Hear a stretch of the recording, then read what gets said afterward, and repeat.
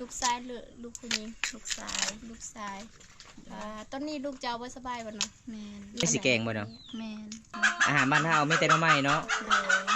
นั่งเลี้ยวดอกกระกาดมาเด้อทุกคนเพื่อจะกินฝีมือสาวแก้วคนงามก็มาได้เพิ่นก็สิแกงหน่อไม้ให้กินเพิ่นก็มีของฝากของต้อนให้กินนี่ทุกคนเลยมักอีหยังนี่น้องคือมันเป็นสีเรื่องมี ๆมักมีบ่ใจดีขนาดนี้ก็ยังผัวเพิ่นบ่หักบ่แพงตอนนี้น้องก็อยากมีคนดูแลคนใหม่อีกพี่น้องขอเพียงแต่อยู่น้ำกันใดเข้าใจกันใด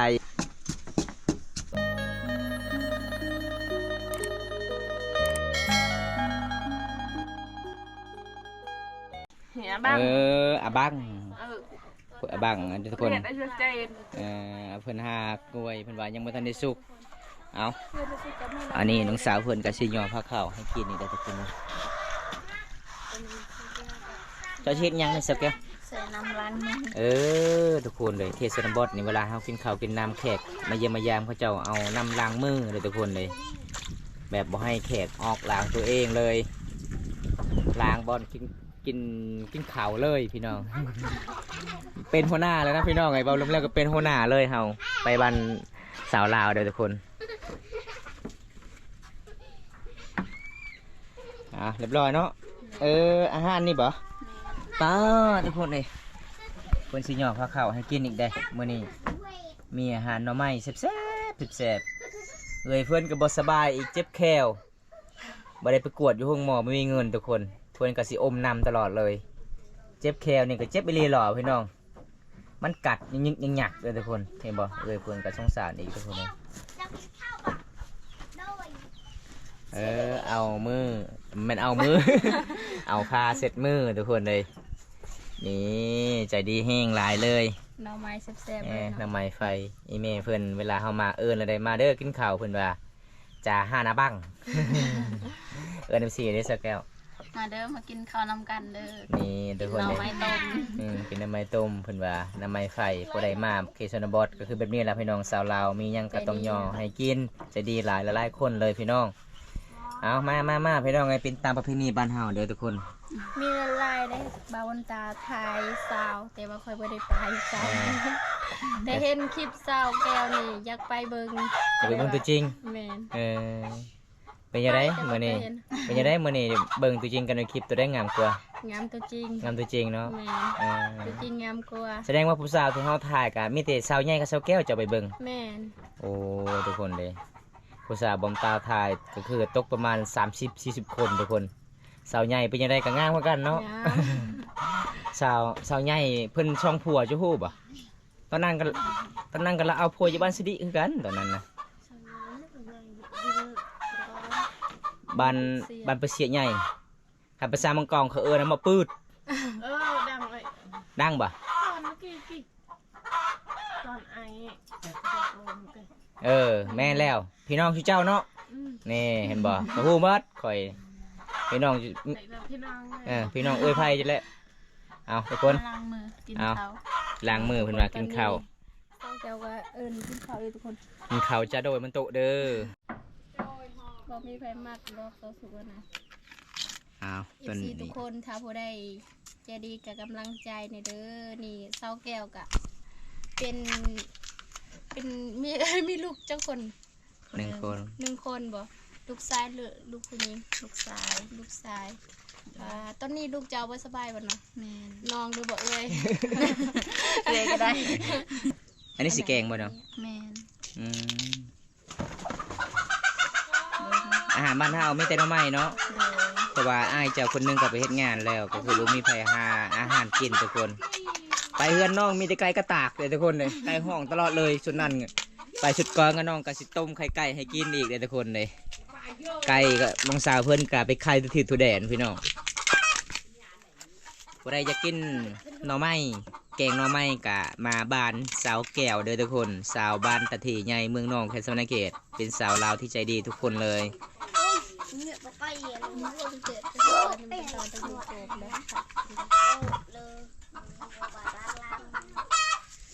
เวลาโซเจ้าแกงหน่อไม้จะใส่ยังเน่ผักนาวผักยังเน่เนาะ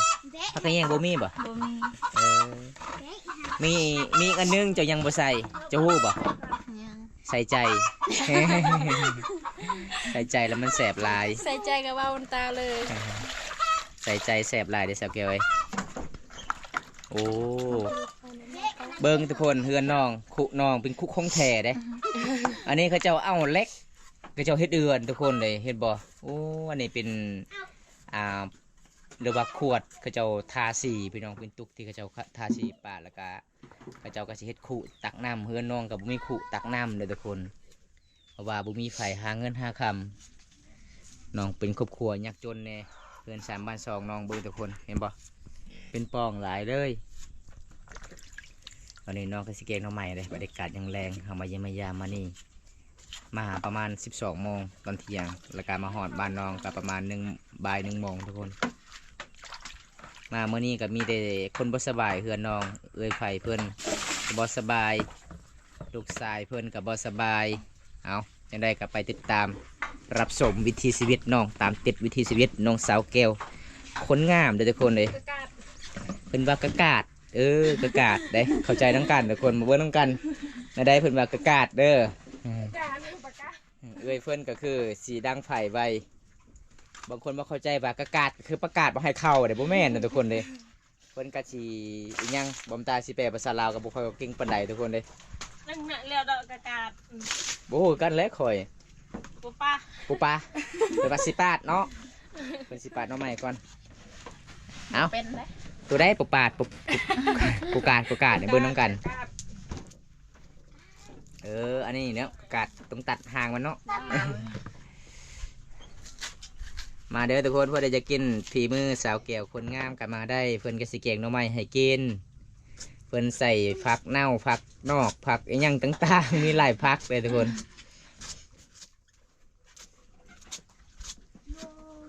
บ้านเฮาต้องกินแบบนี้เนาะต้องเห็นแบบนี้ทุกคนจึงมันแสบเอาแกง คือกาบางตัวหางกว่าเย็ดปูป่า พี่ไอ้กับอะ คือกระจาบางอะไรแต่ก็ เวลาเฮาปาดให้บ้างๆเวลาเฮาแกงมันสุกไวเนาะโอ้พันธาเฮาปาดคือหน้าคือมันสุกยากทุกคนเลยอันนี้ก็คือสาเหตุที่บ้านเฮาเห็ดน้ำใหม่แบบบางๆแบบนี้ก็คือให้มันสุกไวทุกคนเรื่องแสบถ้าเฮาแกงแสบถึงเวทีก็คือมันก็แสบคือกันนะทุกคน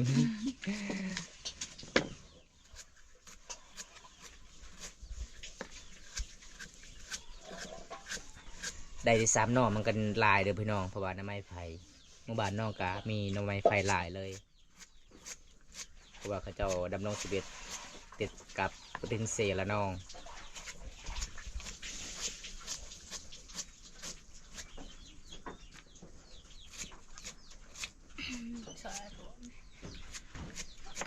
เอ่ยไฟเพิ่นกสิเกียม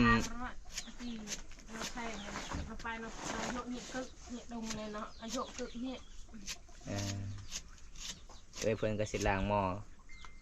สิแกงหน่อไม้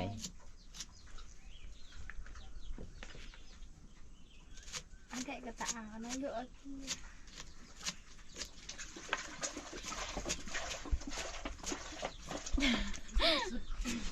เห็ดเลยเซาแก้วเอ้ย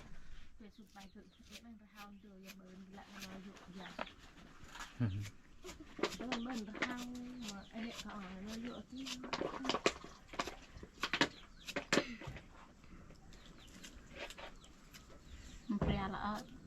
พากับบุมีบ่เอาพามาที่ใช้ทางไห้น้องไอ้พลอยแม่ทางไห้ พอให้ ไอ้พลอยเฮ็ดเองบ่บ่มีเงินซื้อเนาะโอ้แบบไอ้พลอยเพิ่นก็เ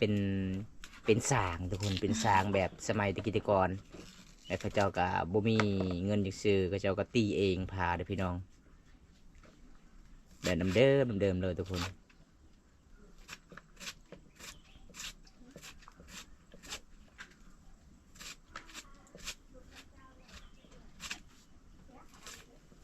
เสียลุงจะเยอะอยู่เบ็ดดาบเรียกกระทายนะมันเสียเบ็ดดาบนั่งได้แล้วคือมันเจอที่ทางเบิ่งทุกคนไฟน้องติดขนาดเลยฝุ่นยังบองมาสักแก้วฝุ่นยังบองทุกคน เหมือนฟืนยังบองฟืนกุ๊กยังบองลำยังบองเลยพี่น้องเลย เบิ่งเฮือนน้องเป็นปองหลายเลยบำตากาสิบริทายลูกชายเพิ่นยังน้อยๆทุกคนว่าลูกชายเพิ่นกับบ่สบายแน่มีที่ให้อย่างเดียวตลอดเลย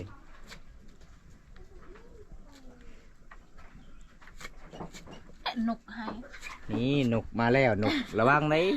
ถือไฟเรียบร้อยได้สาวแก้วเว้ยเงินสิเขาของหม้อกับบ่มีอันนี้นกเนาะนี่เนาะ มาเลี้ยงน่ะ นั่นปลายเลี้ยว ระเบิด ระเบิดเอ้าระเบิด ระเบิดกินเอาไว้ระเบิด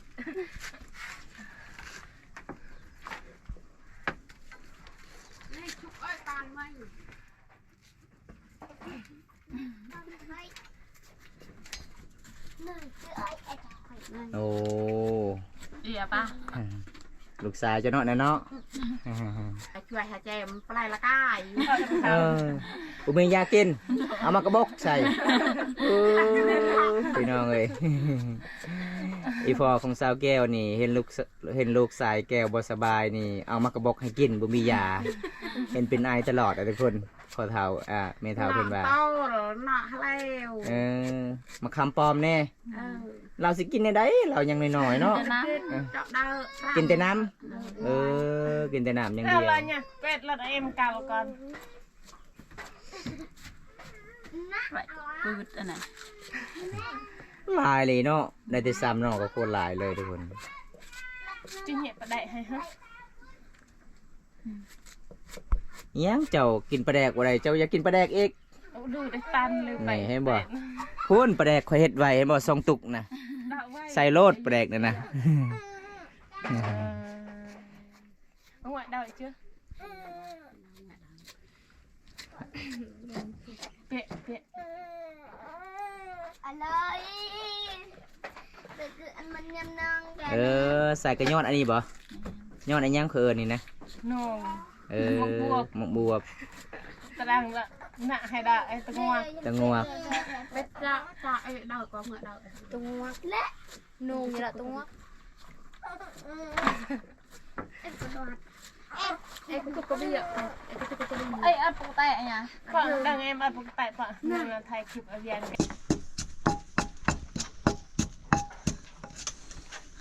บ่ได้ใส่ข้าวบ่ตำอยู่นี่ ใช่ ใส่เนาะอ๋อนี่ทุกคนเพื่อนน้องทุกคนเลยเป็นปองหลายเลย ของพันน้องตอนนั้นจะได้สังสีจะเฮ็ดเฮือนขัวพี่น้อง เพราะว่าอายเพื่อนกะสีลงเฮ็ดเฮือนทางหากแล้วกะบ่มีไฟหาเงินนะครับน้องเป็นลูกสาวหลานี่อีแม่เพื่อนกะกำลังสีฝ่ายลูกสายเพื่อนบ่สบายทุกคนเลยวันนี้บอมตาเขารู้สึกดีใจหลายมีผู้ใหญ่ใจดีสงสารน้องแล้วก็สวยน้องซื้อยาให้ลูกชายเพื่อนทุกคนเบิ่งสุดนี่ก็ฮ้อนแท้ฮ้อนว่าพี่น้องเลยเป็นปองหลายเลยเป็นบอกเพื่อนน้องทุกคนคันอากาศหนาวก็หนาวแหงคันฝนตกกับเปียกเบิดทุกคนนี่ละวิถีชีวิตบ้านเฮาดำรงชีวิตบ้านเฮากับสามัญเฮาทุกคนเลย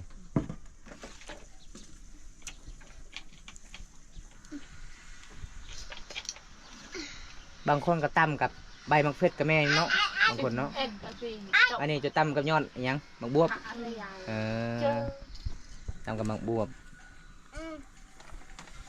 อิหยังเอื่อยเจ้าเจ้าเขียนในเสื้อเจ้าคือ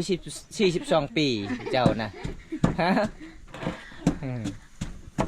เอาอย่าเสิร์ฟก็อย่าผู้ชายเสิร์ฟ เป็นว่า โยจับอัน กูมีเสื้อสีนุ่งทุกคนเลยเสื้อเขาเจ้าให้ก็เลยนุ่งปกติกับโบแมน42 ปีทุกคน สาวแก้วสิเกงน้องไม้ใส่ผักขะแยง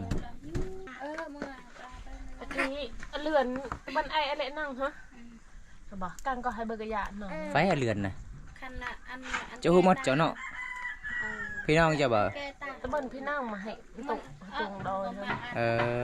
อันตะวันแกตา อันตะเอาถึงจะฮะ ปลาคันไม่แกตาไว้จะมา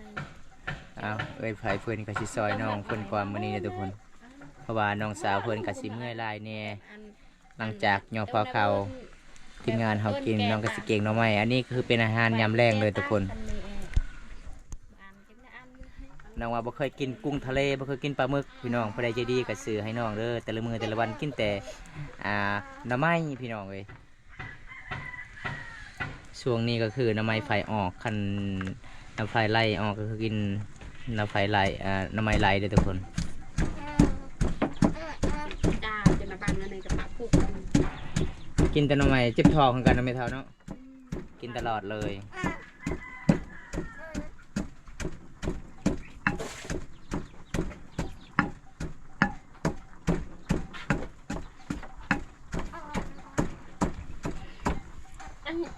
Nè nhà bên tí nhà ha nè dắt như hết nè nhà mà dắt tí เนาะ nhà nhà อย่าเป็นเหตุ nhà bên nhà hả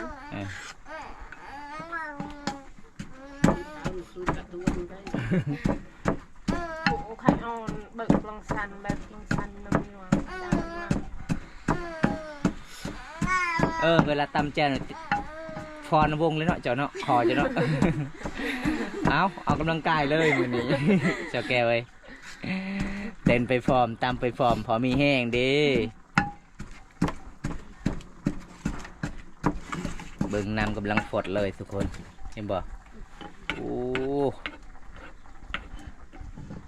อันนี้ก็คือแกงหน่อไม้แบบบ้านเฮาตามเขตชนบททุกคนบริใส่ยังนี่กินแบบง่ายๆแต่ใครเฮือนน้องปลูกผักเหน่าทุกคนเฮือนน้องได้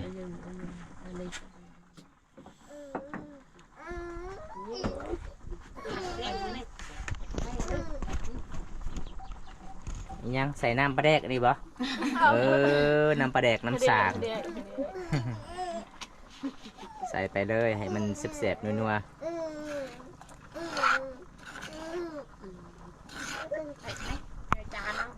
ฉันเลยรำแกะเยอะบินอ่อนบนตาจังอ่อนกระตุกเป็นให้แต่กระตุกยัดดาวละก็ละอะไร เด้อกูตุกเป็นกันชิวๆเลย มันแหละน้ำจัง ตะดัก 50,000 Chứ bà đợi lời kì. Thì đợi ban nè kì lời Dết về cái bậy ta dạy ta tỉa lăng clo Clo mà nhẹ lom bù lòng bù Mượn ở bằng thì dệt em men. แปลเอาเด้อทุกคนเนี่ยหลอมปูแปลว่าไอ้ยังหลอมปูนะเป็นว่าน้ำไม้จนออกก้นหมดแปลว่าเอาเด้อทุกคนนี่น้ำไม้มีปูคือกันเด้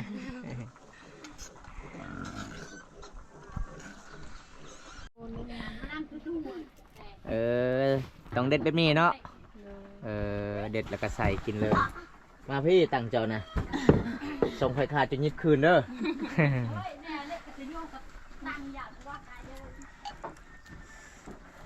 อันนี้แกงกินสำหรับอาหารตอนแรกเลยเนาะนี่เนาะ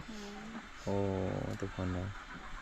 อันนี้ไผ่เพิ่นเลยเพิ่นเจ็บแขวกินปลาแดกบ่ได้เจ็บแขว2 มือแล้วเห็นยังบ่ได้บ่มีเงินไปกวดห้องหมอ tặng on này bây giờ em cô งามเนาะ ใครเห็ดเจ้าอ่ะ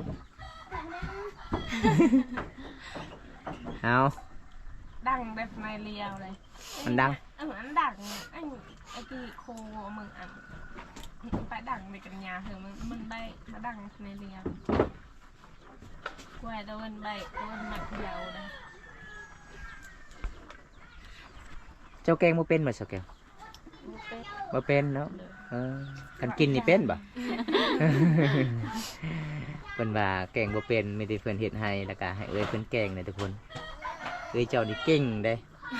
แต่ค่อยมาตอนนั้นเพิ่นว่าอายุ31 ปีมาฮอบนี้42เลย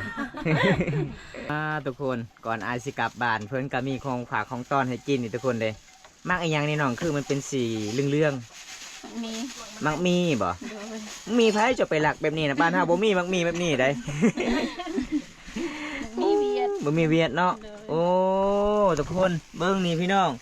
เห็นบ่มักขนูนเด้อทุกคนภาษาไทยเอิ้นมักขนูนเด้อแบ่งให้หลานเจ้านี่กินน้ำนี่แล้วก็นั่งโลดย้อนเล็กคัก cái cạnh เอา tay ngàn น้องสาวเพิ่นใจดีแห้งเลยทุกคนนี่เพิ่นก็สิเอามักมีให้กินนี่พี่น้องโอ้ยพี่น้องเอ้ยใจดีขนาดนี้ก็ยังผัวเพิ่นบ่หักบ่แพงตอนนี้น้องก็อยากมีคนดูแลคนใหม่อีกพี่น้อง em ông ขอเพียงแต่อยู่น้ำกันใดเข้าใจกันใด đừng em em chào vợ lẹ anh hơi mà nụy hè เก็บรถเก็บให้ละลายรถสแกว bợ lơ bợ tia lơ bợ tia lơ bợ อ้าวแบ่งให้หลานแน่กินน้ำอ้าว ăn tại เออ cha đông la เจ้ากินแล้วแม่เอ่ย cha บ่แม่นจ่าเขากินหมดจนหน่อยเจ้าให้เด้ cha hay vẽ cha เอามาทุกคนลองเบิ่งปลาไหลปลาไหนภาษาไทยเอิ้นมักขนูนภาษาลาวเอิ้นมักมีทุกคนครั้งแรกเลยที่ได้กินมัก มา มี เด้อ FC บาวนตาสาวสุกกาสิกินมักมี เออ แต่ว่าครั้งแรกเลยทุกคนไม่เคยกิน